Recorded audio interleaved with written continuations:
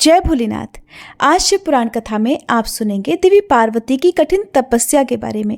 कैसे उन्होंने जंगल में रहकर कठिन तपस्या प्रारंभ की और उसके बाद भगवान शिव ने देवी पार्वती की परीक्षा लेने के लिए एक ब्राह्मण का रूप धरा और उन्हीं के सामने आकर उन्हें भोलेनाथ के प्रति भड़काना शुरू कर दिया। ये सारा वृत्तांत बहुत रोचक है। उम्मीद है आज की इस कथा को भी आप पूरा जरूर सुनेंगे।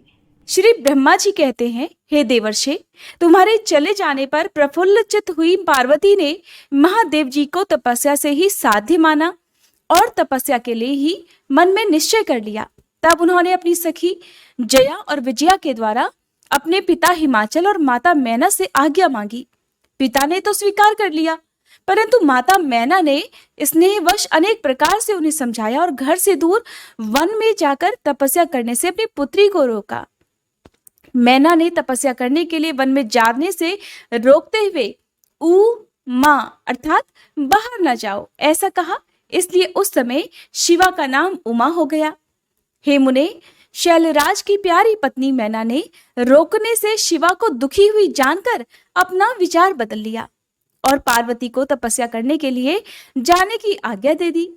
मुनिश्रेष्ठ, माता की वह आज्ञा पाकर उत्तम व्रत का पालन करने वाली पार्वती ने भगवान शंकर का ध्यान करके अपने मन में बड़े सुख का अनुभव किया। माता पिता को प्रसन्नता पूर्वक प्रणाम करके शिव के स्मरण पूर्वक दोनों सखियों के साथ वे तपस्या करने के लिए चली गई। अनेक प्रकार के प्रियवस्त्रों का परित्याग करके पार्वती जी ने तटीय प्रदेश में सुंदर मूंज की मेखला बांधकर शीघ्र ही वल्कल धारण कर लिए। हार का परिहार करके उत्तम मृगचर्म को गले से लगाया। तत्पश्चात वे तपस्या करने के लिए गंगावतरण अर्थात गंगोत्री तीर्थ की ओर चल दी, जहां ध्यान लगाते हुए भगवान शंकर ने कामदेव को दग्ध किया था। हिमालय का वह शिखर गंगावतरण के नाम से प्रसिद्ध है। वहीं परम उत्तम श्रृंगी तीर्थ में पार्वती जी ने तपस्या प्रारंभ कर दी। गौरी के तप करने से ही उसका नाम गौरी शिखर हो गया। हे मुने, शिवा ने अपने तप की परीक्षा करने के लिए वहां बहुत से सुंदर और पवित्र वृक्ष लगाए जो कि फल देने वाले थे। सुंदरी पार्वती ने पहले भूमि शुद्ध करके वहां एक वेदी का निर्माण किया, फिर ऐसी तपस्या आरंभ की जो मुनियों के लिए भी अत्यंत दुष्कर थी। वे मन सहित संपूर्ण इंद्रियों को शीघ्र ही काबू में करके उस वेदी पर उच्च कोटि की तपस्या करने लगी। ग्रीष्म ऋतु में अपने चारों ओर दिन रात आग जलाए रखकर वे बीच में बैठती और निरंतर पंचाक्षर मंत्र का जाप करती रहती थी। वर्षा ऋतु में वेदी पर सुस्थिर आसन से बैठकर अथवा किसी पत्थर की चट्टान पर ही आसन लगाकर वे निरंतर वर्षा की जलधारा से भीगती रहती थी। शीतकाल में निराहार रहकर भगवान शंकर के भजन में तत्पर होकर वे सदा शीतल जल के भीतर खड़ी रहती और रात भर बर्फ की चट्टानों पर बैठा रहती। इस प्रकार तप करती हुई पंचाक्षर मंत्र के जप में संलग्न होकर शिवा संपूर्ण मनोवांछित फलों के दाता शिव का ध्यान किया करती। प्रतिदिन अवकाश मिलने पर वे सखियों के साथ अपने लगाए हुए वृक्षों को प्रसन्नता पूर्वक सींचती और वहां पधारे हुए अतिथि का आतिथ्य सत्कार भी किया करती। शुद्ध चित्त वाली पार्वती ने प्रचंड आंधी, कड़ाके की सर्दी, अनेक प्रकार की वर्षा और दुस्सह धूप का भी सेवन किया। उनके ऊपर वह नाना प्रकार के दुख आए, परंतु उन्होंने उन सब को कुछ नहीं गिना। हे मुने, वे केवल शिव में मन लगाकर वहां सुस्थिर भाव से खड़ी या फिर बैठी रहती। उनकी तपस्या का पहला वर्ष फलाहार में बीता और दूसरा वर्ष उन्होंने केवल पत्ते चबाकर बिताया। इस तरह तपस्या करती हुई देवी पार्वती ने क्रमशः असंख्य वर्ष व्यतीत कर दिए। तदंतर हिमवान की पुत्री शिवा देवी पत्ते खाना भी छोड़कर सर्वथा निराहार रहने लगी, तो भी तपश्चर्या में उनका अनुराग बढ़ता ही गया। हिमाचल पुत्री शिवा ने भोजन के लिए पत्तों का भी परित्याग कर दिया, इसलिए देवताओं ने उनका नाम अपर्णा रख दिया। इसके बाद पार्वती भगवान शिव के स्मरण पूर्वक एक पैर से खड़ी होकर पंचाक्षर मंत्र का जप करती हुई बड़ी भारी तपस्या करने लगी। उनके अंग चीर और वल्कल से ढके थे। वे मस्तक पर जटाओं का समूह धारण किए रहती थी। इस प्रकार शिव के चिंतन में लगी हुई पार्वती ने अपनी तपस्या के द्वारा मुनियों को जीत लिया उस तपोवन में महेश्वर के चिंतन पूर्वक तपस्या करती हुई काली के 3000 वर्ष बीत गए। तदंतर जहां महादेव जी ने 60,000 वर्षों तक तप किया था, उस स्थान पर क्षण भर ठहर कर शिवा देवी इस प्रकार चिंतन करने लगी, क्या महादेव जी इस समय ये नहीं जानते कि मैं उनके लिए नियमों के पालन में श्रद्धा पूर्वक लगी हुई हूं और तपस्या कर रही हूं? फिर क्या कारण है कि सुदीर्घ काल से तपस्या में लगी हुई मुझ सेविका के पास वे आए ही नहीं? लोक में, वेद में और मुनियों द्वारा सदा गिरीश की महिमा का गान किया जाता है। सब यही कहते हैं कि भगवान शंकर सर्वज्ञ, सर्वात्मा, सर्वदर्शी, समस्त ऐश्वर्यों के दाता, दिव्य शक्ति संपन्न, सभी के मनोभावों को समझ लेने वाले, भक्तों को उनकी अभीष्ट वस्तु देने वाले और सदा समस्त क्लेशों का निवारण करने वाले हैं। यदि मैं समस्त कामनाओं का परित्याग करके भगवान वृषभध्वज में अनुरक्त हुई हूँ, तो वे कल्याणकारी भगवान शिव यहाँ मुझ पर प्रसन्न हो। यदि मैंने नारद तंत्रोक्त शिव पंचाक्षर मंत्र का सदा उत्तम भक्ति भाव से विधि पूर्वक जप किया हो, तो भगवान शंकर मुझ पर प्रसन्न हो। यदि मैं सर्वेश्वर शिव की भक्ति से युक्त और निर्विकार हूँ, तो भगवान शंकर मुझ पर अत्यंत प्रसन्न हो। इस तरह नित्य चिंतन करती हुई जटावल्कल धारिणी निर्विकारा पार्वती मुंह नीचा किए सुदीर्घ काल तक तपस्या में लीन रही। उन्होंने ऐसी तपस्या की जो मुनियों के लिए भी अत्यंत कठिन थी। वहां उस तपस्या का स्मरण करके पुरुषों को बड़ा विस्मय हुआ। हे महर्षि, पार्वती जी की तपस्या का जो दूसरा प्रभाव पड़ा था, उसे भी इस समय सुनो। जगदम्बा पार्वती का वह महान तप परम आश्चर्यजनक था।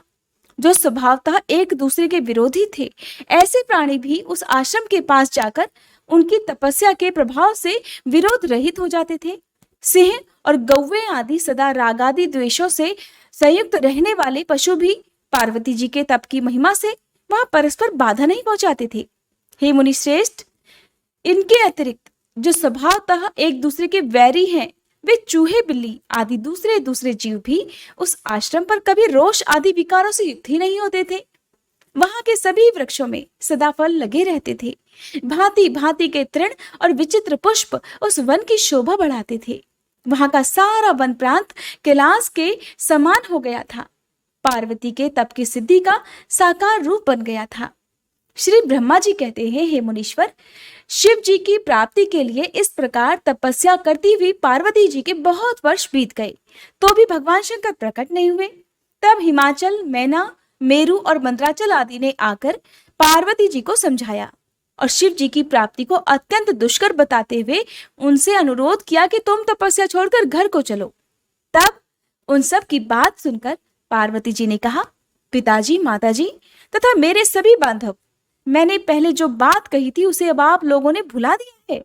अस्तु इस समय भी मेरी जो प्रतिज्ञा है उसे आप लोग सुन लीजिए। जिन्होंने रोष से कामदेव को जलाकर भस्म कर दिया है, वे महादेव जी यद्यपि विरक्त हैं, तो भी मैं अपनी तपस्या से उन भक्त वत्सल भगवान शंकर को अवश्य संतुष्ट करूंगी। आप सब लोग प्रसन्नता पूर्वक अपने अपने घर को जाएं।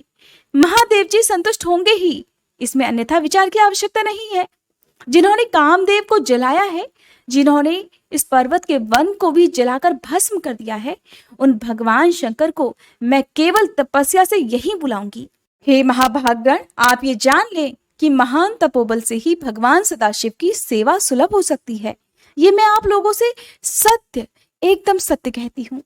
सुमधुर भाषण करने वाली पर्वतराज कुमारी शिवा, माता मेनका, भाई मैनाक, पिता हिमाचल और मंदराचल आदि से उपर्युक्त बात कहकर शीघ्र ही मौन हो गई। शिवा के ऐसा कहने पर वे चतुर चालाक पर्वत गिरिराज सुमेरु आदि गिरिजा की बारंबार प्रशंसा करते हुए अत्यंत विस्मित हो आए। जैसे आए थे वैसे ही लौट गए।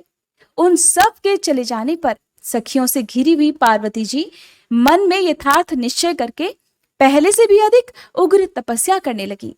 मुनिश्रेष्ठ, देवताओं, असुरों, मनुष्यों और चराचर प्राणियों सहित समस्त त्रिलोकी उस महती तपस्या से संतप्त हो उठी। उस समय देवता, असुर, यक्ष, किन्नर, चारण, सिद्ध, साध्य, मुनि, विद्याधर, बड़े बड़े नाग, प्रजापति, गुह्यक तथा अन्य लोग महान से महान कष्ट में पड़ गए, परंतु इसका कोई कारण उनकी समझ में नहीं आया। तब इंद्र आदि सभी देवता मिलकर गुरु बृहस्पति से सलाह लेकर बड़ी विह्वलता के साथ सुमेरु पर्वत पर मुझ विधाता की शरण में आए। उस समय उनके सारे अंग संतप्त हो रहे थे। वहां आकर मुझे प्रणाम कर उन सभी व्याकुल और कांतिहीन देवताओं ने मेरी स्तुति करके एक साथ ही मुझसे पूछा, हे प्रभु, जगत के संतप्त होने का क्या कारण है? उनका ये प्रश्न सुनकर मन ही मन शिव का स्मरण करके विचार पूर्वक मैंने सब कुछ जान लिया। इस समय विश्व में जो दाह उत्पन्न हो गया है वह गिरिजा की तपस्या का फल है। ये जानकर मैं उन सब के साथ शीघ्र ही क्षीर सागर को गया। वहां जाने का उद्देश्य भगवान विष्णु से सब कुछ बताना था। वहां पहुंचकर देखा कि भगवान श्री हरि सुखद आसन पर विराजमान है। देवताओं के साथ मैंने हाथ जोड़कर प्रणाम पूर्वक उनकी स्तुति की और कहा, हे महाविष्णु, तपस्या में लीन हुई पार्वती के परम उग्र तप से संतप्त होकर हम सब लोग आपकी शरण में आए हैं। हे प्रभु, हमारी रक्षा कीजिए। हम सब देवताओं की ये बात सुनकर शेष सैया पर विराजित हुए भगवान लक्ष्मीपति हमसे कहने लगे, देवताओं, मैंने आज पार्वती जी की तपस्या का सारा कारण जान लिया है। अतः तुम लोगों के साथ अब परमेश्वर शिव के समीप चलता हूँ। हम सब लोग मिलकर ये प्रार्थना करेंगे कि वे गिरिजा को ब्याहकर अपने यहाँ ले आए। अमरो, इस समय समस्त संसार के कल्याण के लिए भगवान से शिवा के पाणी ग्रहण के लिए हमें अनुरोध करना है। देवादिदेव पिनाकधारी भगवान शिव शिवा को वर देने के लिए जैसे भी वहीं उनके आश्रम पर जाएं, इस समय हम वैसा ही प्रयास करेंगे। अतः परम मंगलमय महाप्रभु रुद्र जहां उग्र तपस्या में लीन है, हम वहीं पर चलेंगे। भगवान विष्णु की ये बात सुनकर समस्त देवता आदि हठी, क्रोधी और जलाने के लिए उद्यत रहने वाले प्रलयंकर रुद्र से अत्यंत भयभीत होकर कहने लगे। देवतागण कहने लगे, हे भगवान, जो महाभयंकर कालाग्नि के समान दीप्तमान और भयानक नेत्रों से युक्त हैं, उन रोष भरे महाप्रभु रुद्र के पास तो हम लोग नहीं जा सकेंगे, क्योंकि जैसे पहले उन्होंने कुपित होकर दुर्जय काम को भी जला दिया था, उसी प्रकार से वे हमें भी दग्ध कर डालेंगे, इसमें कोई संशय नहीं है। मुने, इंद्रादि देवताओं की बात सुनकर लक्ष्मीपति श्री हरि उन सभी को सांत्वना देते हुए कहने लगे। श्री हरि बोले, हे देवताओं, तुम सब लोग प्रेम और आदर के साथ मेरी बात सुनो। भगवान शिव देवताओं के स्वामी और उनके भय का नाश करने वाले हैं। वे तुम्हें दग्ध नहीं करेंगे। तुम सब लोग बड़े चतुर हो, अतः तुम्हें शंभु को कल्याणकारी मानकर हमारे साथ सबके उत्तम प्रभु उन महादेव की शरण में चलना ही चाहिए। भगवान शिव पुराण पुरुष, सर्वेश्वर, वरणीय, परात्पर, तपस्वी और परमात्मा स्वरूप हैं। अतः हमें उनकी शरण में अवश्य ही चलना चाहिए। प्रभावशाली विष्णु के ऐसा कहने पर सभी देवता उनके साथ पिनाकपाणी शिव का दर्शन करने के लिए चले गए। मार्ग में पार्वती जी का आश्रम पहले पड़ता था, अतः उन गिरिराज नंदिनी की तपस्या देखने के लिए विष्णु आदि सभी देवता कौतूहल पूर्वक उनके आश्रम पर गए। पार्वती जी के श्रेष्ठ तप को देखकर सब देवता उनके उत्तम तेज से व्याप्त हो गए। उन्होंने तपस्या में लीन हुई उन तेजोमयी जगदम्बा को नमस्कार किया और साक्षात सिद्धि स्वरूपा शिवा देवी के तप की भूरी भूरी प्रशंसा करते हुए वे सब के सब देवता उस स्थान पर गए जहां भगवान वृषभध्वज विराजमान थे। मुने, वहां पहुंचकर सभी देवताओं ने पहले तुम्हें उनके पास भेजा और स्वयं वे मदन दहनकारी भगवान हर से दूर ही खड़े रहे। वे वहीं से ये देखते रहे कि भगवान शिव कुपित हैं या प्रसन्न। नारद, तुम तो सदा निर्भय रहने वाले और विशेषतः शिव जी के भक्त हो, अतः तुमने भगवान शिव के स्थान पर जाकर उन्हें सर्वथा प्रसन्न देखा। फिर वहां से लौटकर तुम श्री विष्णु आदि सभी देवताओं को भगवान शिव के स्थान पर ले गए। वहां पहुंचकर विष्णु आदि सभी देवताओं ने देखा भक्त वत्सल भगवान शिव सुख पूर्वक प्रसन्न मुद्रा में बैठे हैं। अपने गणों से घिरे हुए शंभु तपस्वी का रूप धारण किए योग पट्ट पर आसीन थे। उन परमेश्वर रूपी शंकर का दर्शन करके मेरे सहित श्री विष्णु तथा अन्य देवताओं, सिद्धों और मुनीश्वरों ने उन्हें प्रणाम करके वेदों और उपनिषदों के सूत्रों द्वारा उनका स्तवन किया। श्री ब्रह्मा जी कहते हैं, हे नारद, देवताओं ने वहां पहुंचकर भगवान रुद्र को प्रणाम करके उनकी स्तुति की।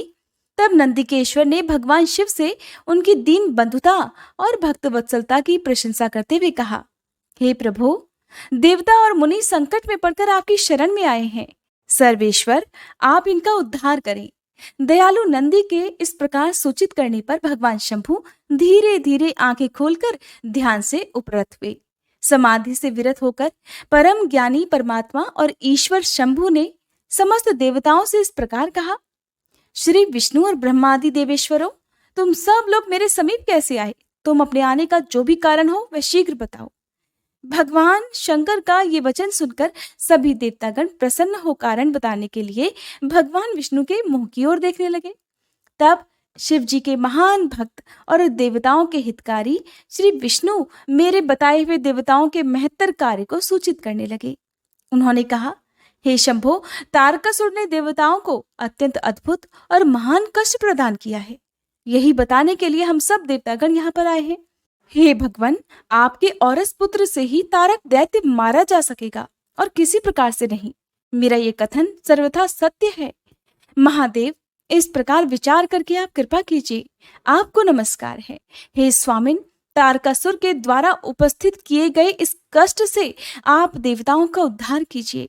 देव, हे शंभो, आप दाहिने हाथ से गिरिजा का पानी ग्रहण कीजिए। गिरिराज हिमवान के द्वारा दी गई महानुभावा पार्वती को पाणी ग्रहण के द्वारा ही अनुग्रहित कीजिए। श्री विष्णु का ये वचन सुनकर योग परायण भगवान शिव ने उन सब को उत्तम गति का दर्शन कराते हुए इस प्रकार कहा, हे देवतागणों, ज्यों ही मैंने सर्वांग सुंदरी गिरिजा देवी को स्वीकार किया, त्यों ही समस्त सुरेश्वर तथा ऋषि मुनि सकाम हो जाएंगे और फिर तो वे परमार्थ पथ पर चलने में समर्थ भी नहीं हो सकेंगे। दुर्गा अपने पाणी ग्रहण मात्र से ही कामदेव को जीवित कर देंगी। हे विष्णु, मैंने कामदेव को जलाकर देवताओं का बहुत बड़ा कार्य सिद्ध किया है। आज से सभी लोग मेरे साथ सुनिश्चित रूप से निष्काम होकर रहिए। देवताओं, जैसे मैं हूं उसी तरह तुम सब लोग पृथक पृथक रहकर कोई विशेष प्रयत्न किए बिना ही अत्यंत दुष्कर और उत्तम तपस्या कर सकोगे। अब उस मदन के न होने से तुम सब देवता समाधि के द्वारा परमानंद का अनुभव करते हुए निर्विकार हो जाओ, क्योंकि काम नरक की ही प्राप्ति कराने वाला है। काम से क्रोध होता है, क्रोध से मोह होता है और मोह से तपस्या नष्ट हो जाती है। अतः तुम सभी श्रेष्ठ देवताओं को काम और क्रोध का परित्याग करना चाहिए और मेरे इस कथन को कभी अन्यथा नहीं मानना चाहिए। श्री ब्रह्मा जी कहते हैं, नारद, वृषभ के चिन्ह से युक्त ध्वजा धारण करने वाले भगवान महादेव ने इस प्रकार की बातें सुनाकर ब्रह्मा, विष्णु, देवताओं तथा मुनियों को निष्काम धर्म का उपदेश दिया। फिर भगवान शंभु पुनः ध्यान लगाकर मौन हो गए और पहले की ही तरह पार्षदों से घिरे हुए सुस्थिर भाव से बैठ गए। वे अपने मन में ही स्वयं आत्मस्वरूप निरंजन, निराभास, निर्विकार, निरामय, परात्पर, नित्य, ममता रहित, निर्विग्रह, शब्दातीत, निर्गुण, ज्ञान गम्य और प्रकृति से परे परमात्मा का चिंतन करने लगे। इस प्रकार परम स्वरूप का चिंतन करते हुए वे ध्यान में स्थित हो गए। बहुत से प्राणियों की सृष्टि करने वाले भगवान शिव ध्यान करते करते ही परमानंद में निमग्न हो गए। श्री हरि और इंद्र आदि देवताओं ने जब परमेश्वर शिव को ध्यान मग्न देखा तो उन्होंने नंदी की सम्मति ली। नंदी ने पुनः दीन भाव से स्तुति करने के लिए कहा। उनकी इस सत्सम्मति के अनुसार देवतागण स्तुति करने लगे। हे देवाधिदेव, हे महादेव, हे करुणा सागर प्रभु, हम आपकी शरण में आए हैं। आप महान क्लेश से हमारा उद्धार कीजिए प्रभु। श्री ब्रह्मा जी कहते हैं, नारद, इस प्रकार बहुत दीनतापूर्ण उक्ति से देवताओं ने भगवान शंकर की स्तुति की। इसके बाद वे सब देवता प्रेम से व्याकुलचित्त होकर उच्च स्वर से फूट फूट कर रोने लगे। मेरे साथ भगवान श्री हरि उत्तम भक्ति भाव से युक्त होकर मन ही मन भगवान शंभु का स्मरण करते हुए अत्यंत दीनतापूर्ण वाणी द्वारा उनसे अपना अभिप्राय निवेदन करने लगे। देवताओं के, मेरे तथा श्री हरि के इस प्रकार बहुत स्तुति करने पर भगवान महेश्वर अपनी भक्त वत्सलता के कारण ध्यान से विरत हो गए। उनका मन अत्यंत प्रसन्न था। वे भक्त वत्सल शंकर, श्री हरि आदि को करुणा दृष्टि से देखकर उनका हर्ष बढ़ाते हुए बोले, हे विष्णु, हे ब्राह्मण तथा इंद्र आदि समस्त देवता गणों, तुम सब लोग एक साथ यहाँ किस अभिप्राय से आए हो, मेरे सामने सच सच बताओ। श्री हरि कहने लगे, हे महेश्वर, आप सर्वज्ञ हैं, सबके अंतर्यामी ईश्वर हैं। क्या आप हमारे मन की बात नहीं जानते? अवश्य जानते हैं। फिर भी आपकी आज्ञा से मैं स्वयं भी कहता हूं, हे सुखदायक शंकर, हम सब देवताओं को तारकासुर से अनेक प्रकार का दुख प्राप्त हुआ है। इसलिए देवताओं ने आपको प्रसन्न किया है। आपके लिए ही उन्होंने गिरिराज हिमालय से शिवा की उत्पत्ति कराई है। शिवा के गर्भ से आपके द्वारा जो पुत्र उत्पन्न होगा, उसी से तारकासुर की मृत्यु होगी, दूसरे किसी उपाय से नहीं। ब्रह्मा जी ने उस दैत्य को यही वर दिया है प्रभु। इस कारण दूसरे से उसकी मृत्यु नहीं हो पा रही है। अतएव वह निडर होकर सारे संसार को महान कष्ट दे रहा है। इधर नारद जी की आज्ञा से पार्वती कठोर तपस्या कर रही है। उनके तेज से समस्त चराचर प्राणियों सहित त्रिलोकी आच्छादित हो गई है प्रभु। इसलिए हे परमेश्वर, आप शिवा को वर देने के लिए जाइए। हे स्वामिन, देवताओं का दुख मिटाइए और हमें सुख दीजिए। हे शंकर, मेरे तथा देवताओं के हृदय में आपके विवाह का उत्सव देखने के लिए बड़ा भारी उत्साह है। अतः आप यथोचित रीति से विवाह कीजिए। हे परात्पर परमेश्वर, आपने रति को जो वर दिया था, उसकी पूर्ति का अब अवसर आ गया है। अतः अपनी प्रतिज्ञा को शीघ्र ही सफल कीजिए। ब्रह्मा जी कहते हैं, हे नारद, ऐसा कहकर उन्हें प्रणाम करके श्री विष्णु आदि देवताओं और महर्षियों ने नाना प्रकार के स्तोत्रों द्वारा उनकी पुनः स्तुति की।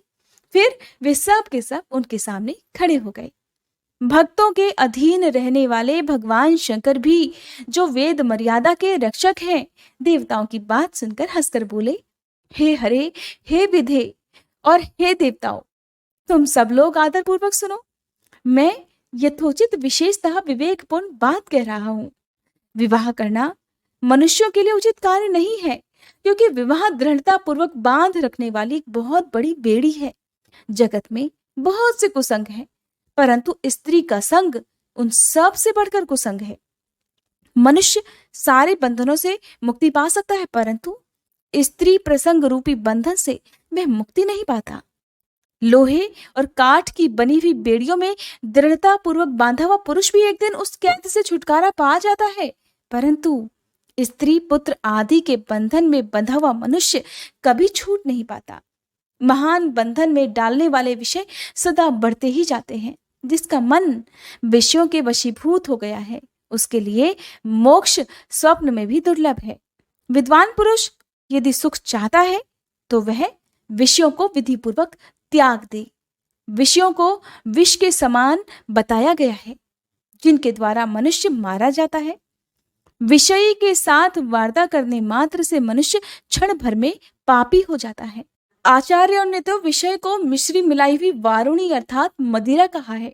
फिर भी मैं इस बात को जानता हूँ, यद्यपि विषयों के इन सारे दोषों का मुझे विशेष ज्ञान है, फिर भी मैं तुम्हारी प्रार्थना को अवश्य ही सफल करूंगा, क्योंकि मैं भक्तों के अधीन रहता हूँ और भक्त वत्सलतावश उचित अनुचित सारे कार्य भी करता हूँ। इसलिए तीनों लोकों में यथोचित कर्ता के रूप में मेरी प्रसिद्धि भी है।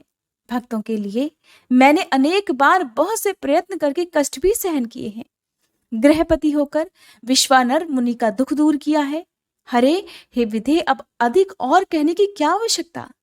मेरी जो प्रतिज्ञा है उसे तुम सब लोग अच्छी तरह जानते हो, और मैं ये सत्य कहता हूं कि जब जब भक्तों पर कहीं कोई भी विपत्ति आती है, तब तब मैं तत्काल उनके सारे कष्ट हर लेता हूं।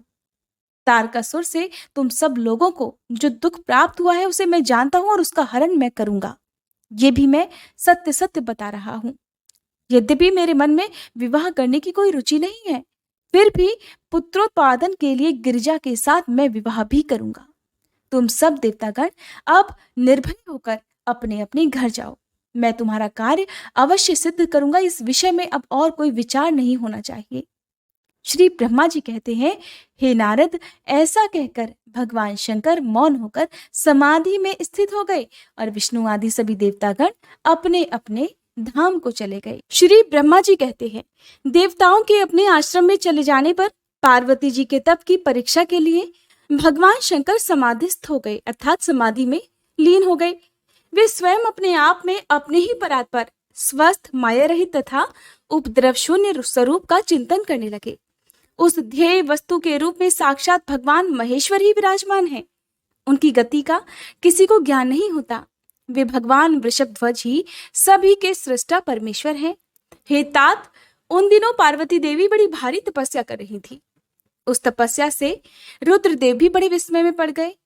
भक्ताधीन होने के कारण ही वे समाधि से विचलित हो गए और किसी कारण से नहीं। फिर सृष्टिकर्ता हर ने वशिष्ठ आदि सप्तऋषियों का स्मरण किया। उनके स्मरण करते ही वे सातों ऋषि शीघ्र ही वहां आ पहुंचे। उनके मुख पर प्रसन्नता छा रही थी और वे सब के सब अपने सौभाग्य की अधिक सराहना करते थे। उन्हें आया हुआ देख भगवान शिव के नेत्र प्रसन्नता से प्रफुल्ल कमल के समान खिल उठे और वे हंसते हुए इस प्रकार कहने लगे, हे तात सप्तऋषियों, तुम सभी लोग मेरे हितकारी तथा संपूर्ण वस्तुओं के ज्ञान में निपुण हो, अतः शीघ्र मेरी बात सुनो। गिरिराज कुमारी देवेश्वरी पार्वती इस समय सुस्थिर चित्त होकर गौरी शिखर नामक पर्वत पर तपस्या कर रही हैं। मुझे पति रूप में प्राप्त करना ही उनकी तपस्या का उद्देश्य है। द्विजो, इस समय केवल सखियां उनकी सेवा में है। मेरे सिवा दूसरी समस्त कामनाओं का परित्याग करके वे एक उत्तम निश्चय पर पहुंच चुकी हैं। मुनिवरों, तुम सब लोग मेरी आज्ञा से वहां जाओ और प्रेम पूर्वक हृदय से उनकी दृढ़ता की परीक्षा लो। वहां तुम्हें सर्वथा छलयुक्त बातें कहनी चाहिए। उत्तम व्रतधारी महर्षियों, मेरी आज्ञा से तुम्हें ऐसा ही करना है, इसलिए तुम्हें संशय नहीं करना है। भगवान शंकर की ये आज्ञा पाकर वे सातों ऋषि तुरंत ही उस स्थान पर जा पहुंचे जहां पर दीप्तमती जगन्माता पार्वती जी विराजमान थी। सप्तऋषियों ने वहां शिवा को तपस्या की मूर्तिमती दूसरी सिद्धि के समान देखा। उनका तेज महान था। वे अपने उत्तम तेज से प्रकाशित हो रही थी। उन उत्तम व्रतधारी सप्तऋषियों ने उन्हें मन ही मन प्रणाम किया और उनके द्वारा विशेषता पूजित हो वे मस्तक झुकाए इस प्रकार बोले। ऋषिगण कहने लगे, हे देवी गिरिराज नंदिनी, हमारी ये बात सुनो। हम जानना चाहते हैं कि तुम किस लिए तपस्या करती हो तथा इसके द्वारा किस देवता को और किस फल को पाना चाहती हो। उन द्विजों के इस प्रकार पूछने पर गिरिराज कुमारी देवी शिवा ने उनके सामने अत्यंत गोपनीय होने पर भी सच्ची बात उन्हें बता दी। पार्वती जी बोली, हे मुनीश्वरों, आप लोग प्रसन्नता पूर्ण हृदय से मेरी बात सुनिए। मैंने अपनी बुद्धि से जिसका चिंतन किया है, अपना वह विचार मैं आप सबके सामने रखती हूँ। आप लोग मेरी असंभव बातें सुनकर मेरा उपहास करेंगे, इसलिए उन्हें कहने में संकोच ही होता है। फिर भी मैं कहती हूँ, क्या करूं? मेरा ये मन अत्यंत दृढ़ता पूर्वक एक उत्कृष्ट कर्म के अनुष्ठान में लगा हुआ है और ऐसा करने के लिए विवश हो गया। ये पानी के ऊपर बहुत बड़ी और ऊंची दीवार खड़ी करना चाहता है। देवर्षि का उपदेश पाकर मैं, भगवान रुद्र मेरे पति हो, इस मनोरथ को मन में लिए अत्यंत कठोर तप कर रही हूँ।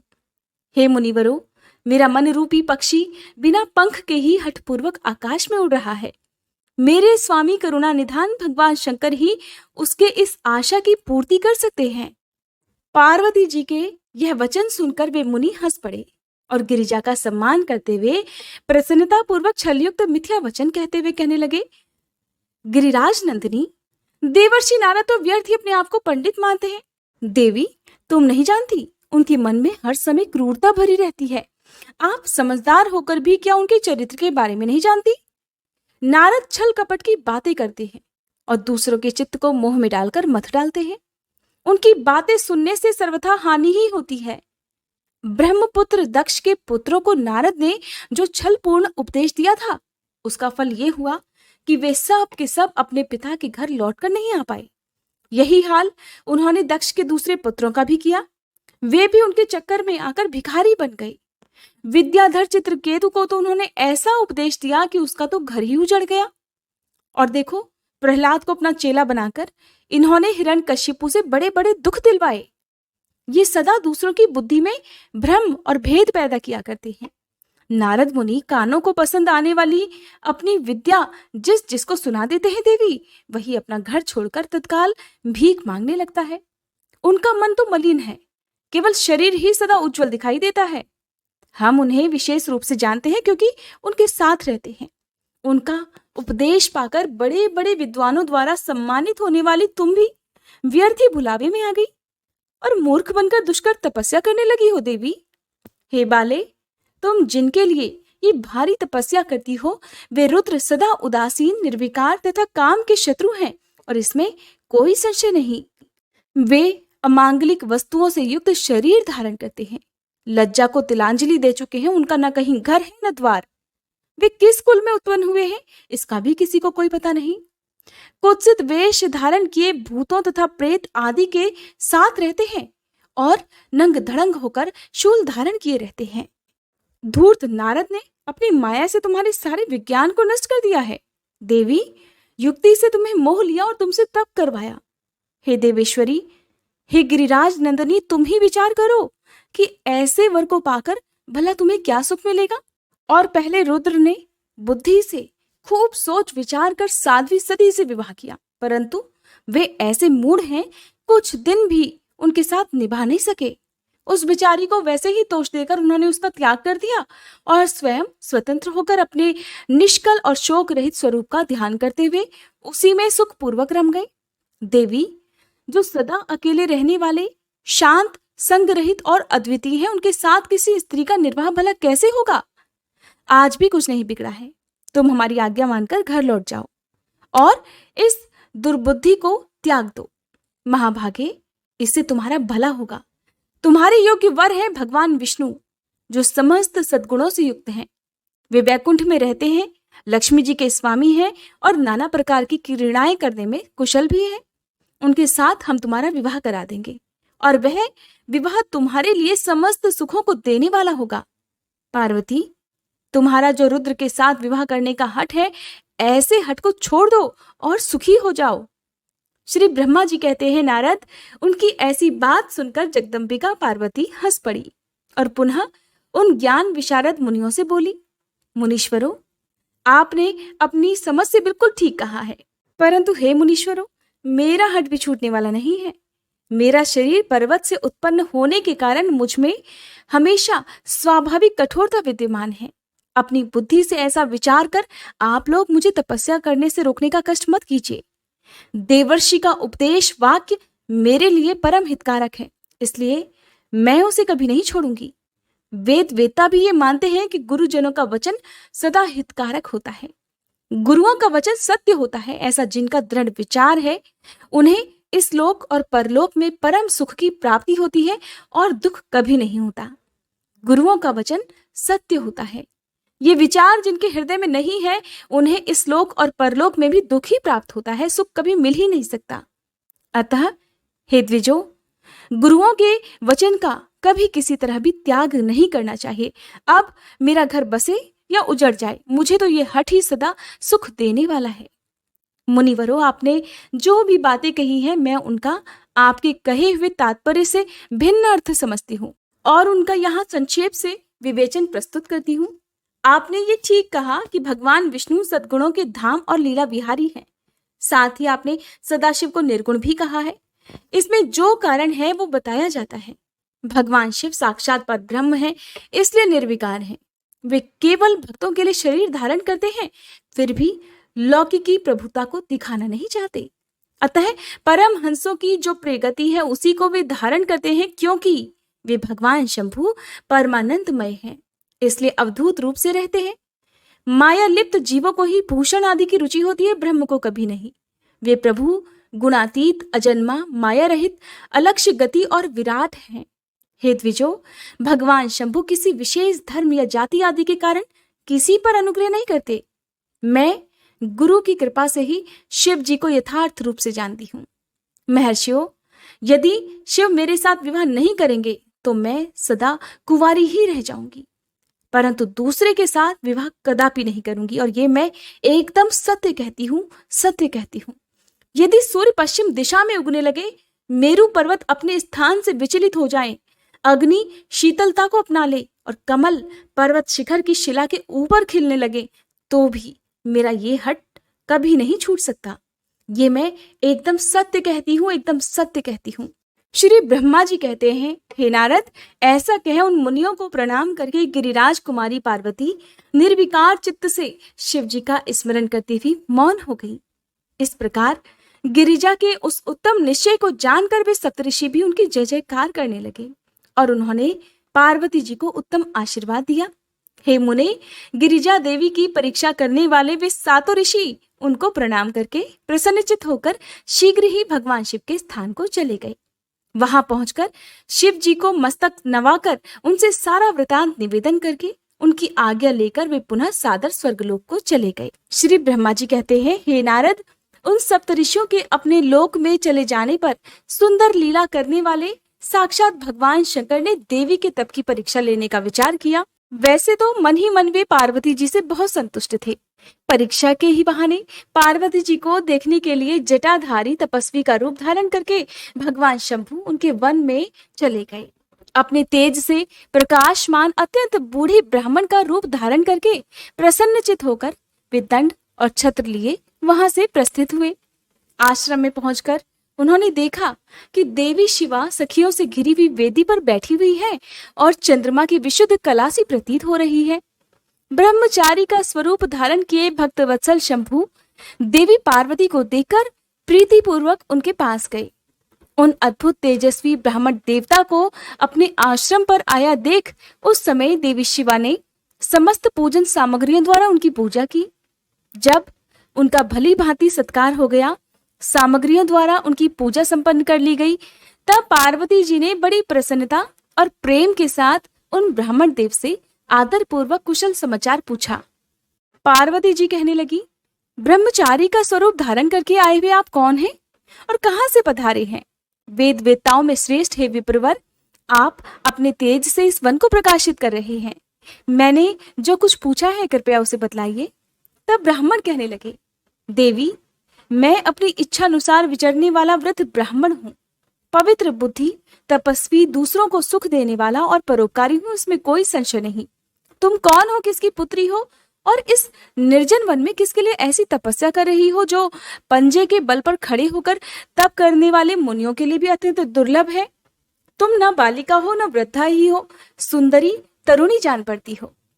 फिर किसके लिए पति के बिना इस वन में आकर कठोर तपस्या कर रही हो? हे भद्रे, क्या तुम किसी तपस्वी की सहचारिणी तपस्वी नहीं हो? देवी, क्या वह तपस्वी तुम्हारा पालन पोषण नहीं करता जो तुम्हें छोड़कर अन्यत्र चला गया है? बोलो, तुम किसके कुल में उत्पन्न हुई हो और तुम्हारे माता पिता कौन हैं? तुम्हारा नाम क्या है? तुम महासौभाग्य रूपा जान पड़ती हो। तुम्हारा तपस्या में अनुराग व्यर्थ है। क्या तुम वेद माता गायत्री हो, लक्ष्मी हो अथवा क्या सुंदर रूप वाली सरस्वती हो? इन तीनों में तुम कौन हो ये मैं अनुमान से निश्चय नहीं कर पाता। ब्राह्मण की बात सुनकर देवी पार्वती कहने लगी, हे विप्रवर, ना तो मैं वेद माता गायत्री हूँ, न लक्ष्मी हूँ और न सरस्वती ही हूँ। इस समय मैं हिमाचल की पुत्री हूँ और मेरा नाम पार्वती है। पूर्व काल में, इससे पहले के जन्म में मैं प्रजापति दक्ष की पुत्री थी। उस समय मेरा नाम सती था। एक दिन पिता ने मेरे पति की निंदा की थी, जिससे कुपित हो मैंने योग के द्वारा शरीर को त्याग दिया था और इस जन्म में भी भगवान शिव मुझे मिल गए थे, परंतु भाग्यवश काम को भस्म करके वे मुझे भी छोड़कर कहीं चले गए। हे ब्राह्मण, शंकर जी के चले जाने पर मैं विरहताप से उद्विग्न हो उठी और तपस्या के लिए दृढ़ निश्चय करके पिता के घर से यहाँ गंगा जी के तट पर चली आई हूँ। यहाँ दीर्घ काल तक कठोर तपस्या करके भी मैं अपने प्राण वल्लभ को पा नहीं सकी हूँ, इसलिए मैं अग्नि में प्रवेश कर जाना चाहती थी। इतने में ही आपको आया देख मैं क्षण भर के लिए ठहर गई हूँ। अब आप जाइए, मैं अग्नि में प्रवेश करूंगी, क्योंकि भगवान शिव ने मुझे स्वीकार नहीं किया, किंतु जहां जहां मैं जन्म लूंगी वहां वहां शिव का ही पति रूप में वरण करूंगी। श्री ब्रह्मा जी कहते हैं, नारद, ऐसा कहकर पार्वती उन ब्राह्मण देवता के सामने अग्नि में समा गई। यद्यपि ब्राह्मण देव सामने से उन्हें बारंबार ऐसा करने से रोक रहे थे, अग्नि में प्रवेश करती हुई पर्वतराज कुमारी पार्वती की तपस्या के प्रभाव से वह आग उसी क्षण चंदन पंख के समान शीतल हो गई। क्षण भर उस आग के भीतर रहकर जब पार्वती आकाश में ऊपर की ओर उठने लगी, तब ब्राह्मण रूपधारी शिव ने सहसा हंसते हुए उनसे पुनः पूछा, अहो भद्रे, तुम्हारा तप क्या है? ये कुछ भी मेरी समझ में नहीं आया। इधर अग्नि से तुम्हारा शरीर तक नहीं जला, ये तो तपस्या की सफलता का सूचक है। परंतु अब तक तुम्हें अपना मनोरथ प्राप्त नहीं हुआ, इससे उसकी विफलता प्रकट होती है। अतः हे देवी, सबको आनंद देने वाले मुझ श्रेष्ठ ब्राह्मण के सामने तुम अपने अभीष्ट मनोरथ को सच सच तो बताओ। श्री ब्रह्मा जी कहते हैं, नारद, ब्राह्मण के इस प्रकार पूछने पर उत्तम व्रत का पालन करने वाली अंबिका ने अपनी सखी को उत्तर देने के लिए प्रेरित किया। पार्वती जी से प्रेरित होकर उनकी विजया नामक प्राण प्यारी सखी ने, जो उत्तम व्रत को जानने वाली थी, जटाधारी तपस्वी से कहा। सखी विजया कहने लगी, साधो, तुमसे पार्वती के उत्तम चरित्र का और इनकी तपस्या के समस्त कारणों का वर्णन करती हूँ। आप सुनना चाहते हो तो सुनिए। मेरी सखी गिरिराज हिमाचल की पुत्री हैं।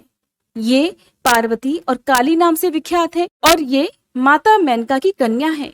अब तक किसी ने इनके साथ विवाह नहीं किया है।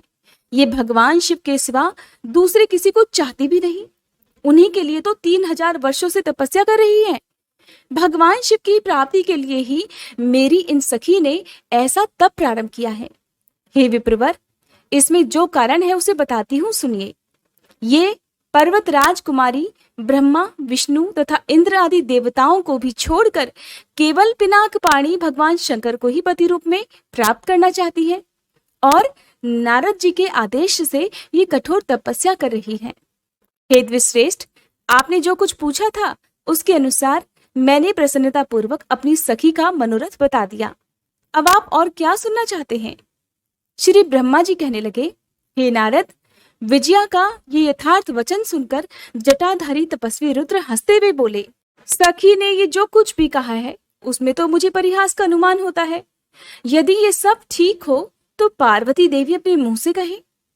जटिल ब्राह्मण के इस प्रकार कहने पर पार्वती देवी अपने मुंह से ही इस प्रकार कहने लगी। और देवी पार्वती ने क्या क्या कहा, इसका उत्तर तो आपको अगले अध्याय में ही सुनने को मिलेगा। उम्मीद है हर बार की तरह आज की ये कथा भी आपको पसंद आई होगी और आप अगली वीडियो का इंतजार भी करेंगे।